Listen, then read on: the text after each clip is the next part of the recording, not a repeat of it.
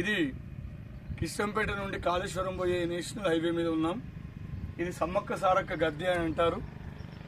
ఇక్కడ రోడ్డు విస్తరణలో ఈ చెట్టు, ఇది నిజం చెప్పాలంటే రోడ్డుకు అడ్డంగా ఉంది. ఈ చెట్టును, ఈ గద్దెను తొలగించాలని ఎన్నిసార్లు ప్రయత్నం చేసినా ఏదో ఒక కారణంతో అలా ప్రయత్నం చేసిన వాళ్లకు నష్టము, వాహనాలకు ఇబ్బంది కలిగేది.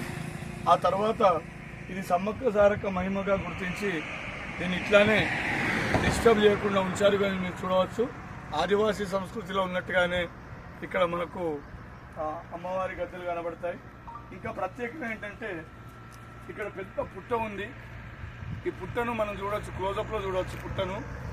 ఈ పుట్టలో కూడా చాలా పెద్ద పాము ఉంది అని చెప్తారు. మరి మనమైతే చూడలేదు.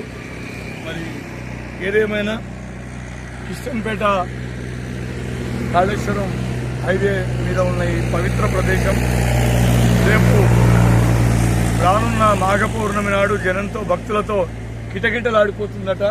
ఇక్కడ పెద్ద జాతర కూడా జరుగుతుందని వీళ్ళు చెప్తున్నారు. సో భక్తుల నమ్మకాలను మనం కూడా గౌరవించాలి. సెలవు. నమస్తే.